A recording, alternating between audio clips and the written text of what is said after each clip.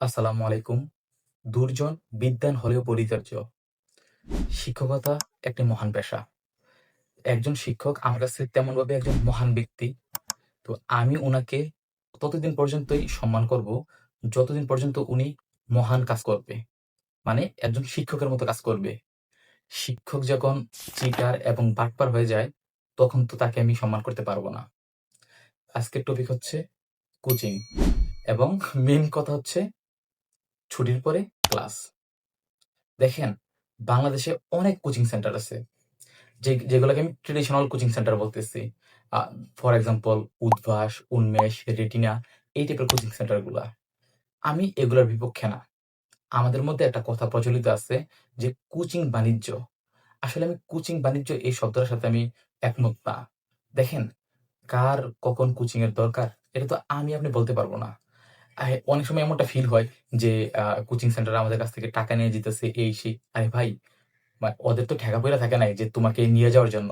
ওরা হয়তো তোমাকে বড়জোর একটু ফোর্স করতে পারে যে আমার কোচিং সেন্টারে আসো। তুমি ওই সেন্টারে যাবা কি যাবা না, এটা সম্পূর্ণ তোমার উপর ডিপেন্ড করে। ওরা বড়জোর তোমাকে কিছু কার্ড দিবে যে এটা আমার কোচিং সেন্টার, তুমি চাইলে আসতে পারো।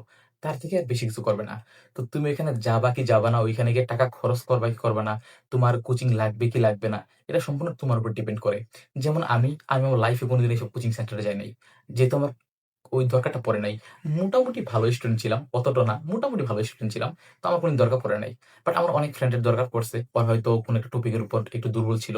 তো আমি এগুলার বিপক্ষে না। যার দরকার সে যাবে। কিন্তু আমি ওইসব কোচিং এর বিপক্ষে যারা হচ্ছে ভাই একটা স্কুলকে কোচিং সেন্টার বানাই ফেলে।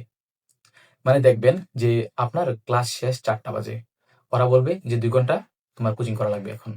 আরে ভাই, মানে আমি তোমার স্কুলে পড়তেছি এবং সেম স্কুলে তুমি আবার কোচিং সেন্টার চালু করে দিছো। আর মজার ব্যাপার কি জানেন? আপনারা মনে করেন যে একটা ক্লাসে ৫০ জন স্টুডেন্ট এবং কোচিংটা ওই ৫০ জনকেই করা লাগবে। তার থেকেও মজার ব্যাপার হচ্ছে আপনি ওই স্কুলে পড়তেছেন মান্থলি মনে মনে করেন যে ৳৫০০ বেতন দিয়ে।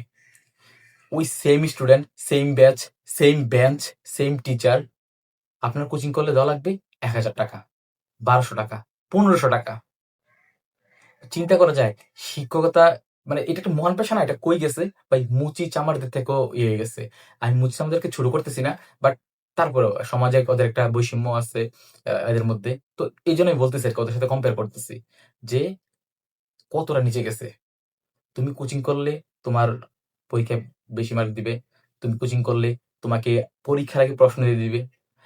এগুলোর ফল আমিও ভোগ করছি। এমন না যে একদম আমি ভোগ করি নাই। বাট আমি এখন বুঝতেছি যে কত বড় বাজে একটা জিনিস এগুলা। আমি যে আমি ৳১,০০০ দিয়ে কেন তোমার কোচিং সেন্টারে ভর্তি হবো? আমি তো অলরেডি একটা কোচিং সেন্টারে আছি। ওরা আবার ফোর্স করে যে তুমি আমার কোচিং সেন্টারে ভর্তি না হলে তোমাকে এই করে দিব, সেই করে দিব। তো আমি যে অলরেডি এক জায়গায় আছি, ওইখানে তো আমি ৬ মাস ধরে পড়তেছি। আমার তো ওইখানে একটা সিলেবাস আছে। তাই না? যেমন ধরেন আমার বোন, ও হচ্ছে ক্লাস 10 এ পড়ে এখন। তো ও অলরেডি একটা জায়গায় কোচিং করতেছে। তো ওরে নাকি গতকালকে না কবে যে বলছে যে স্কুলে কোচিং চালু হবে, ওইখানে ক্লাস করা লাগবে। তো আমার বোন যে ওইখানে যে একটা সিলেবাস ধরে পড়তেছে, আহ, বলি দিই মিরপুর 14 নম্বরের কাছে ওইখানে যে পড়তেছে, তো ওইটা শেষ করা লাগবে না ওর? হঠাৎ করে তোমার এখানে কি করবে? আর তোমার কোচিং সেন্টার কি কোচিং সেন্টার? এক ক্লাসের মধ্যে 50 জন, ওই same class, same bench, same student, একটা ক্লাস করছে, এখন একটা কোচিং হয়ে গেছে। হ্যাঁ, 500 টাকা দিয়ে পড়ছে, এখন আবার 1,000 টাকা দিয়ে কোচিং করা লাগবে। এগুলা আল্লাহর হস্তে ছেড়ে দাও, ছেড়ে দেন। যে কোচিং সেন্টার যে শিক্ষকরা আমার এই ভিডিওটা দেখতেছেন, জানি না দেখবেন কিনা, যদি দেখে থাকেন আল্লাহর হস্তে ছেড়ে দেন। আপনার বাচ্চা কাচ্চা আছে, মরা লাগবে ভাই। এগুলোর হিসাব কিভাবে দিবেন? এগুলোর হিসাব কিভাবে দিবেন?